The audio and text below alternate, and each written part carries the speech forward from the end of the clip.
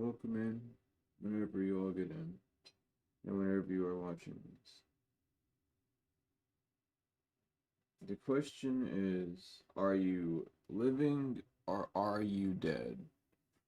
And to begin this off, we're going to start off by saying when you are living, you are changing. Things that are living are in motion and changing. Things that are dead are not changing and have no motion to them.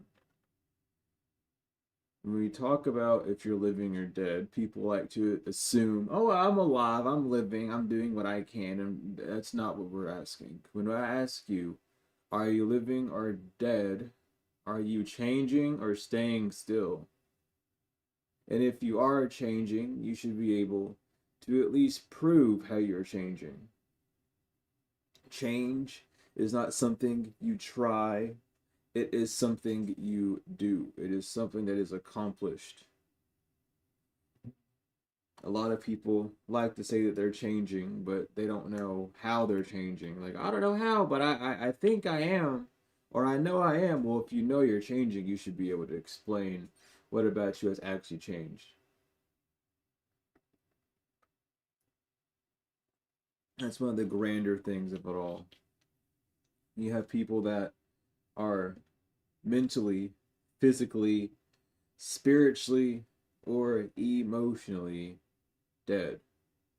And they're not living in any of those fields. People are mentally dead if they are not learning, if they are not allowing their brain to be in a new motion, a new changed environment, and keeping it in the same. People are physically dead by doing the same physical activities over and over again without any change. People are spiritually dead simply by not being aware of what spirit or spirits are around them at the time, or what spirit or spirits are possessing them in any amount of time.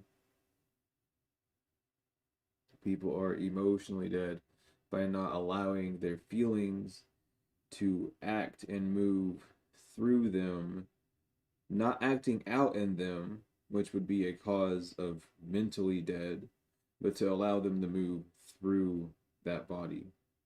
What body are we talking about? The energetic body, as it is the or the ether, the energy body that we're mentioning, not any other aspect of it.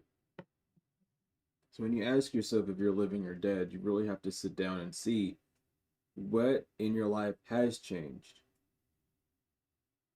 And when you see this change, is it for a better or a worse cause? And that's how you can really tell where you're living at,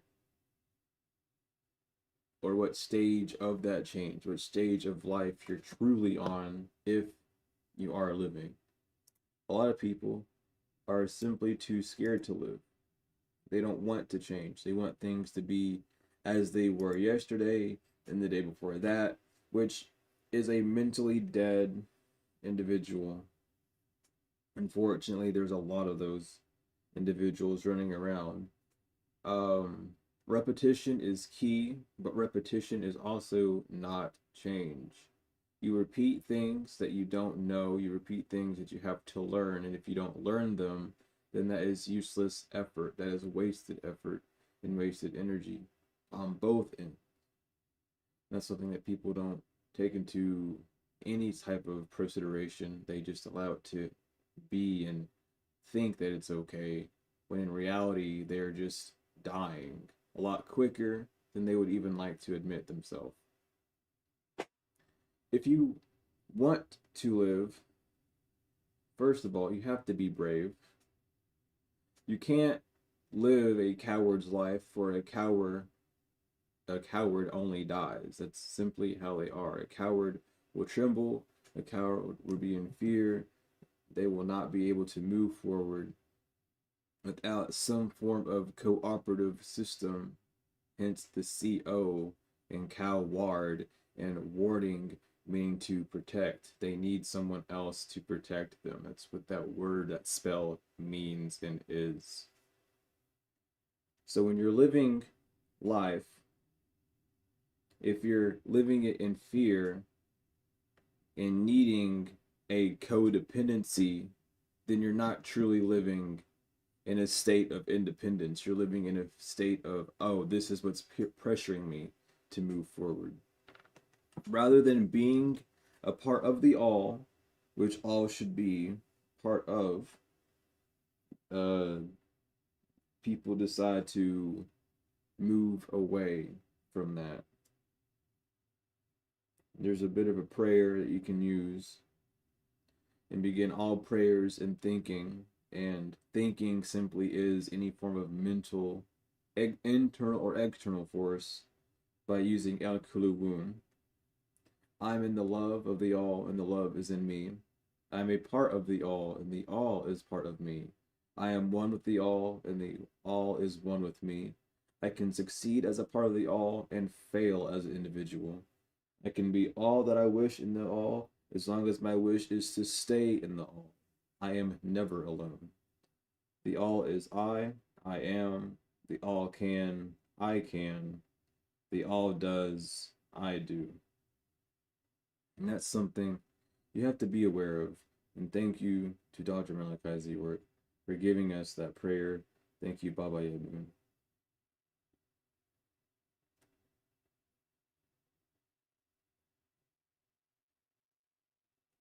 It's very important to see and to know what's going on. And I noticed that after I said that prayer, many people left because they can't handle that truth. They don't want to be part of the all. They want to remove themselves from the all and literally torture themselves. They don't wish to have any form of growth. They want to die, and die they shall. And it shall be a gruesome death, for it's going to be a death put upon themselves instead of others. Which is fine, if that's what they wish, but it's their own soul that will be damned to repeat these events over and over again until they leave that shell and learn. It sucks to be them. Moving forward, when people are in death or immodality, not being able to move or be in any form of new change, they aren't able to see what's going on. They aren't able to be in a state of true awareness, nor are they able to be in a true state of knowing. And one death leads to all causes of death. A death of being a mentally dead individual will be both physically and spiritually dead, which will then cause them to be emotionally dead. And this is why you have people who are cursed with sloth and they don't do anything. They just sit around and mope and complain and agree with the egregious world around them, which is unfortunate for them. If you are physically dead, that leads you to being spiritually and emotionally dead, which then kills your mental, and then you become mentally dead. When you're spiritually dead, that kills your emotional and mental, so you become emotionally dead and spiritually dead. People don't understand that when you are dead or de-end or dot-end, however you want to say it, you are at that point, that doorway of where you choose to either change or dissipate. And that's up to you completely as an individual who would be alone on that path, which you shouldn't have to be, because if you were truly part of the all or knew anything truly of this realm, then you would know that you are not alone. But those that feel alone are both mentally and spiritually dead, which contributes to their physical death, their emotional death. There's only one real way to break this, and that's simply by living. However that is, to bring your brain back to life, learn a new skill. This doesn't mean to get a new belief and be lied to again and be led by another source outside of yourself that isn't true, or maybe is true, but internally is not recognized as true. It does not mean to try to exercise your mental on others either, because a mentally dead person cannot understand or comprehend any aspect of newness that comes to them till they leave that mental dead state. That does not mean to buckle down in your ego and say that you're not mentally dead, because if you're mentally dead, then how are you here because of blah, blah, blah, when you've been led astray as a lie for the majority of your life, and sometimes in some areas choose to continue that lie due to some form of comfort that you achieve from it. It's important to see these things and to know these things exactly for what they are, and know that that mental deadness can only be solved by finding knowledge and truth. Be reasoned in yourself. Don't just agree to things because it sounds good or sounds nice. That allows you to be mentally dead, which a lot of people unfortunately are in this day and age. A lot of people are more mentally and physically dead. That leads to their spiritual death. If you need your mental to come back and you simply can't study, exercise. That's the biggest thing that people do to clear their mind, is to exercise. Go out in nature, do some things that allow blood or that life flow to pump through your body so that you're actually living again, and that can produce your mental life again or your mental rebirth again. It's very simple things, extremely simple things that in the day-to-day basis no one thinks about, or no one really decides to do due to all the other things that they put on themselves, on their mental, inside their mental, to cause that mental death in the first place.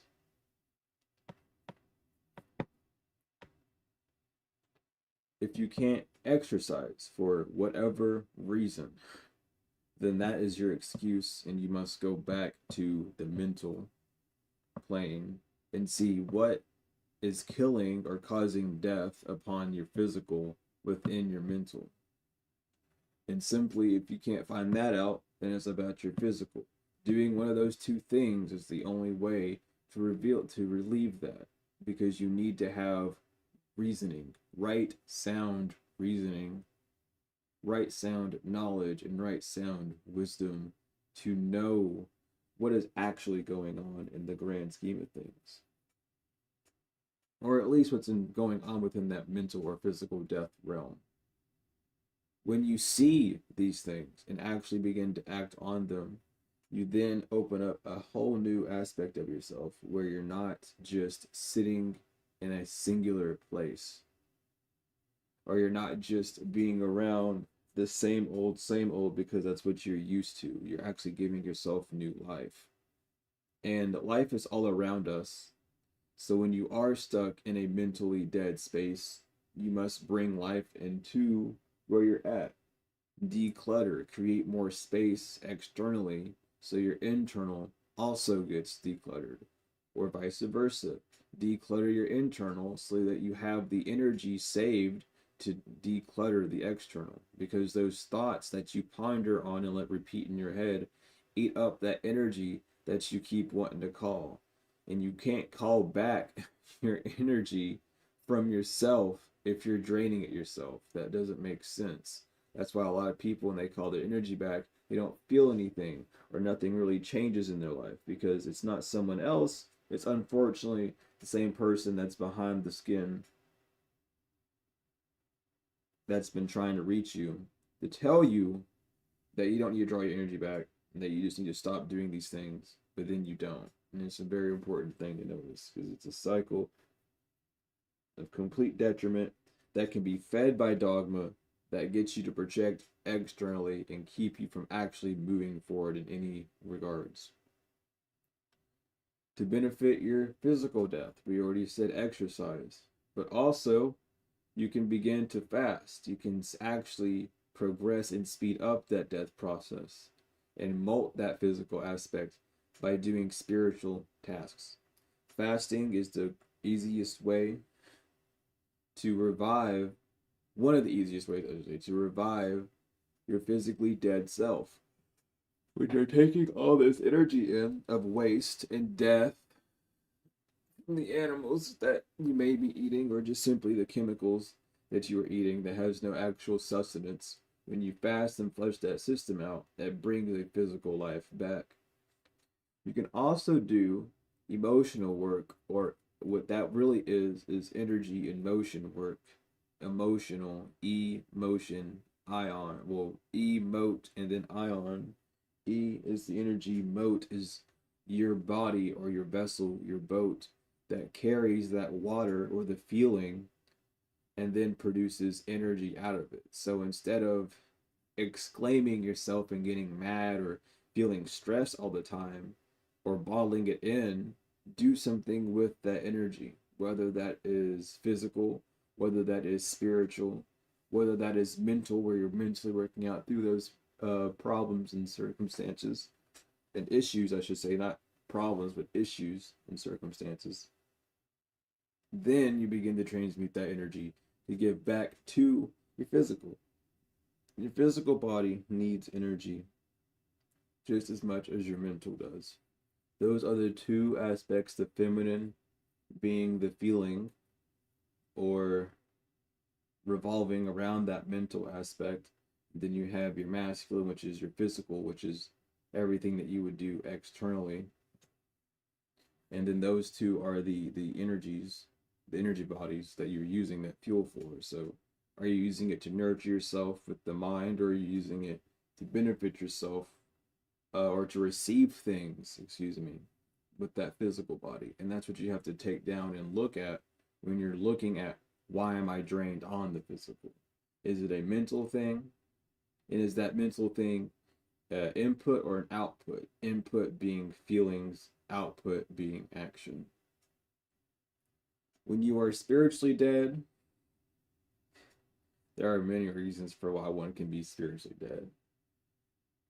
It could be dogma. It could simply just be religion. It could be confusion. Confusion is always a very easy way to cause spiritual death.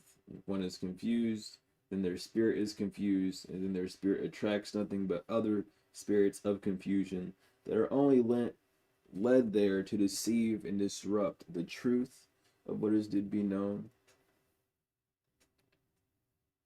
So how do you become spiritually live again?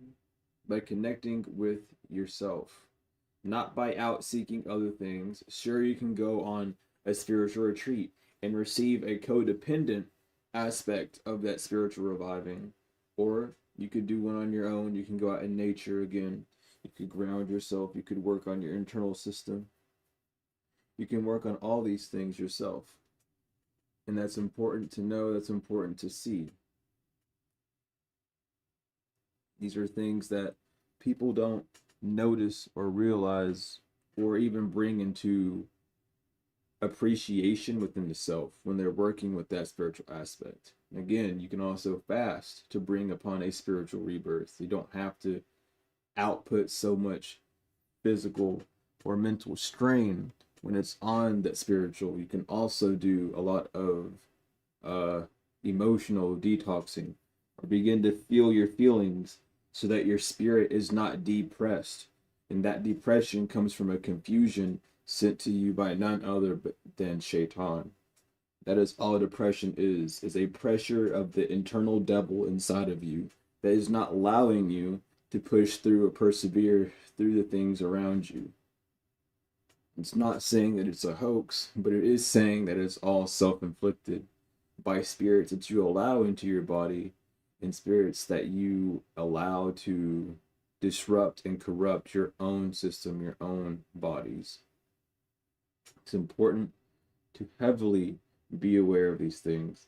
These are things that no one really likes to talk of. They don't like to do this actual healing work of talking of these things. And even the ones that do talk about the bodies. They don't bring up the fact that it's death that you're dealing with. They say it's just blindness, but it's death. There's no sense when death is around. The senses are shut off. When there is no sense, there is no reason. When there is no reason, there is no wisdom. And when there is no wisdom, there is no knowledge. And that is the cycle of how it works. If you are emotionally dead, which a lot of people have become in this day and age, it's all due to desensitization, our senses being overloaded. If you have a short attention span, you're probably mentally dead. But with the emotional death, you need to see what is toxifying you.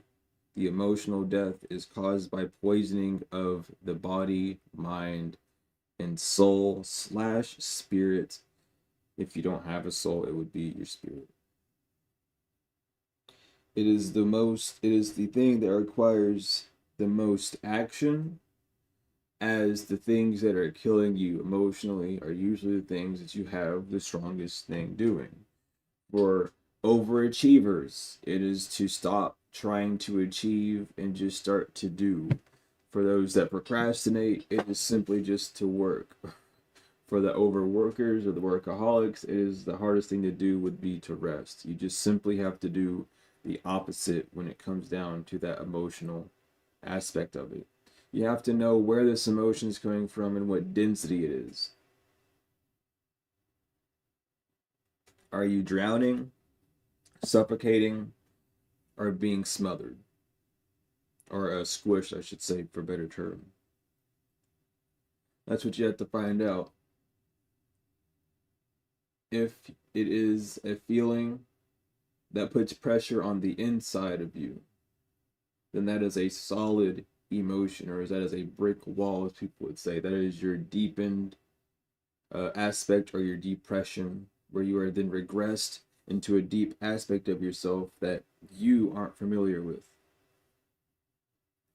If it's liquid, it has something to do with that feeling aspect of that natural first innate cause of why am I feeling this? Going back to seeing how you actually feel and not covering it up. If it's suffocation, then you are simply not speaking enough of your emotions or your feelings. You're not expressive enough. And a lot of people think that you need someone else around you to do these things, to have these expressions, to be in this realm of, oh, I need to be able to, I need to have someone around me or a therapist to express these things or to talk about these things, when in all actuality, all you need to do and all you're wanting is to be heard. So why do you not talk to yourself or write these things out? Why do you have to equate money to something or the lack of something to it whenever you already have all that you need in this exact moment?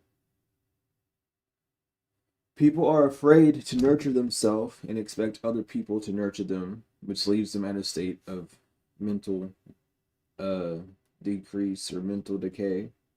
Because then, since they don't see or have the sense to know that what they're looking for is all around them, they then fall into a panic and allow all that death of the physical, the spiritual, and emotional to come upon them. For those that can't sit down and feel, it is because of that physical death, where they aren't doing enough physical activity to truly not be exhausted, but to truly feel as if they have done enough to give a short rest or a short period of time to overlook. And if they don't feel as if they can get out of that depression, it is because they are in sloth and they are not moving at all. And they are simply allowing everything around them to become hardened in a permanent state, rather than being in a complete translucent state that one can choose to peer into at any given time. When you deal with these deaths, No matter what stage they're in, it's important to know. And it's important to see and to at least dissect and know like where it is. Not to believe, not to think, but to know fully this is where the phase started. Not everyone on earth, because not many people know how to, they don't know how to begin with the stage of feeling. They begin with the stage of mentality and then jump to the physical and then go back to the feelings and then go to the fire of it all or the light. And it's actually that light that you sense that then gives that feeling. And that feeling creates that thought. And that thought is a double-edged sword, that term, or that forked tongue of the snake, or the two tails of that one cat demon that splits you down, your crossroads, where it can go back to the feelings and that thought can create a new feeling that will overpower everything and will be a false feeling, or that feeling will become a thought and that thought will become an output rather than anything on the emotional range and just jump straight to where it needs to be, which is on the physical. Though jumping to the physical can also just be another catastrophe, depending on what phase you're at or what you're doing. If you're doing it correctly or correctly, you wouldn't have to worry about that. There would be no concern for needing to do something in the right way if you truly knew internally which way you were facing or where your stages started off and bringing it back to the bases. People who say that they are jumble minded and can't sit still, they are on an incorrect internal pattern. Whether this pattern has been grafted into them by DNA or grafted into them by external circumstances, or brought to them by any form or mean of their existence, parental friendships, however, or just what they're intaking through media, that's the imperfection that needs to be seen and erased, because that is what will cause that death to always be around and not for any sort of change to actually transpire and to be translucent. Again, if you are not changing, then there is no life. There cannot be new life if things are not changing. A seed does not just sit underground until it sprouts. A seed goes through a whole process. And then when that process is done, it sprouts. Just as everything does. So in your moments where things are looking bleak or down, if you stop moving, that just allows all the things that you are trying to move forward from to catch back up to you and to cause you that distress or that detriment. So you need to be able to see and take that step back and know, where am I dying on the internal, and how is that death reflecting externally?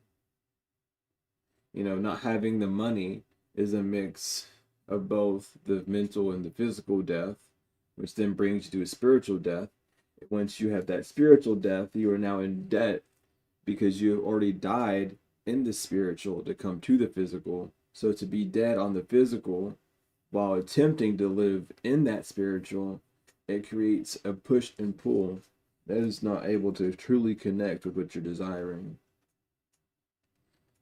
If you are lacking motivation or artistic endeavor aspects of life, then you are both mentally and emotionally dead, which is leading to your physical death of you not having any actual output. It's all a puzzle that you have to put together from your own seeing. It is just simply no one has given you the instructions of how these things all work, of how these things connect and coordinate with each other. until now. Unless you had these keys before, then congratulations. But if you did not, then now you do. And now you can see which aspect of yourself is in death. And death is not always a bad thing. To say that death is a bad thing would mean to say that a change cannot happen. That physical, mental, emotional, spiritual death has to occur for there to be a change. It's about residing in that death that you don't want to do so you can actually move forward and change.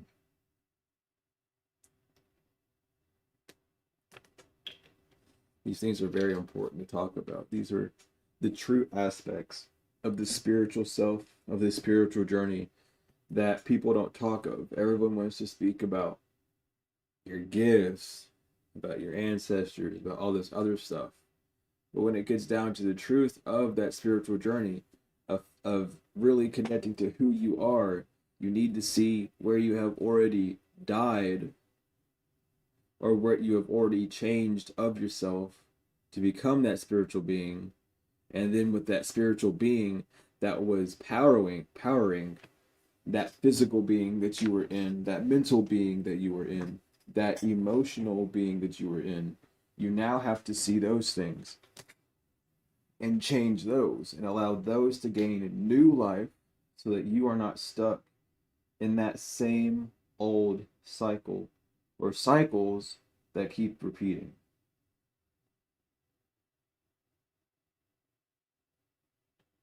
People, again, do love to say that repetition is key. But how can repetition be a key if you don't know what door you're actually trying to enter, or you don't know where you're trying to go? Is that repetition actually helping you, or has it actually stalled you into a place of non-committal movement?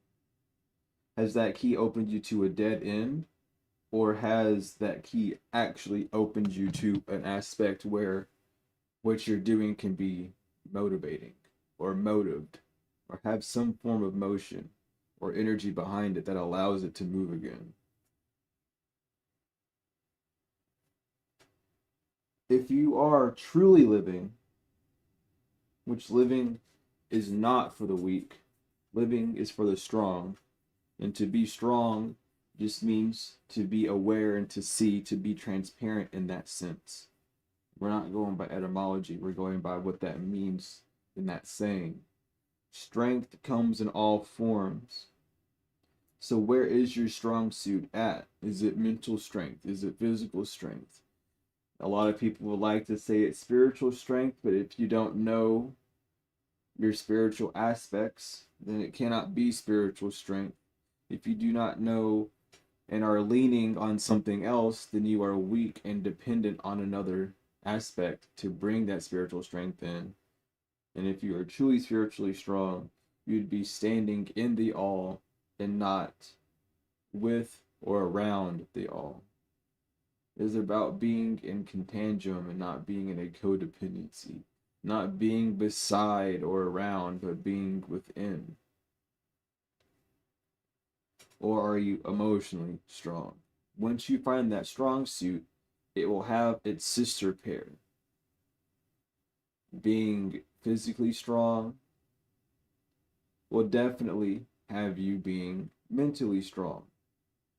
Or, some people would say emotionally strong, but from how I've noticed it, it is more of a mental strength than a emotional strength.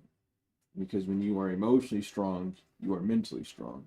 When you are mentally strong, you are spiritually strong. And when you are spiritually strong, you are again emotionally strong. But that also can go to being physically strong as well, or mentally strong. Because if your spirit is strong, then it should have the strength to lift up all three of the other aspects with ease. It shouldn't have to struggle. It should be the focal point. But you cannot be spiritually strong without being mentally, emotionally strong. That would then lead to you being physically strong, or you moving forward and creating things that will be strong from that spirit of strength. So you can look at it from that perspective and hopefully get a new sight, a new knowing of what's truly happening, what's truly going on in those realms. It's important to truly see these things. It's not for the faint, it's truly for those that are strong enough to be able to delve into it and to stick to it. It's about holding on to that rope. And that rope is not always easy or the most comfortable, I should say as well, to hold on to. But you must hold on to that rope, because if you don't, what you end up doing is falling into the exact things that you don't want to do. When you are holding on to that rope, you're avoiding addiction or being in debt to something or someone else without having a control over yourself. You don't want to be in debt to these spirits or forces around you, as they will literally force you into beings or into doing things in any of the realms, spiritually, emotionally, mentally, or physically, that you don't want to do or will go against what you will. But because you lack that spiritual strength, by allowing the entity to come into you or come around you and possess or coerce you to do things, now you have to worry about your will not being your will. You should work on having that spiritual strength so your willpower is strong, and that willpower translates mentally. Your willpower is a spiritual aspect that then goes into your mental aspect, that then allows your feelings to communicate with your physical self and for you to move out in that way. When you say, oh, I didn't mean for that to happen, it's because you didn't will that into existence. Something else did inside of you. And without you having full control over yourself, you allowed whatever that entity was to have that control and to move through you and to cause those actions that you didn't mean to do, yet you still acted out on. Saying that you didn't mean to do something or you didn't know is not an excuse. It only shows where your ignorance was placed. And truly, to gain that spiritual strength back, which in upper hand will gain you that mental strength back, you must take accountability for that and see where your ignorance was laying, so that when these events happen again, you aren't falling for that same trap or allowing that same spirit to enter through the same way and or different ways, depending on how it decides to come towards you or how well you've actually studied said spirit or said energy that moves through your body. That spirit of anxiety will make you do things that you're not wanting to do, or make you do things that you want to do in a very sloppy, forced, quick way. You must see that. Why does that anxiety carry the spirit of hastefulness? Why does it become more of a withholder rather than a motivator? And why are you unable to see that these spirits all have that sister spirit, the devil and the angel on the shoulder of your cartoons that you watch? Just because it feels like anxiety does not mean that it cannot be excitement. It does not mean that it cannot be a new feeling that you've never felt before that needs you to be able to ground yourself for at least 5 to 10 seconds to come to a realization that you're feeling something new. And then a pondering mind of strength, of course, to move forward. And the strength does not come from fighting any of these aspects. It comes from seeing and allowing it to be as it is. You would only need to fight something when it's in its natural state if you are threatened and or weakened or weaker than it. If you truly had that strength, there would not be a fear against what you would be seeing coming up against. And that's something that a lot of people haven't quite grasped. And if they have grasped it, it's not being exercised or put to use. It's just being uh glocked in their mind and then pushed aside for whenever they need it. But you need to know truly if you're spiritually, well, if you're alive or if you're dead, if you're living or if you're dead. And remember that living things always change. History repeats itself because his story is dead. Samael, Uncle Sam's reign is over and should be over. Yet many people still want to bow down to his reign as that's all they know how to move in. You should be wiser than that to move away from that doctrines that Uncle Sam or Samael, Shaitan has put upon you people and see and know that you are stronger than these entities, than these spirits, that you were given the power to slay these spirits.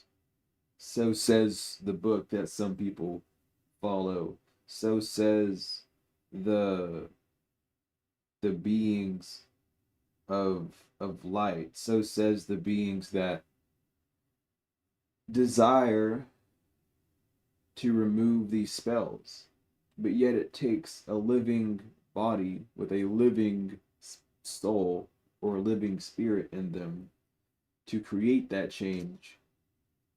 So you have to look around and see what is dead and what is not.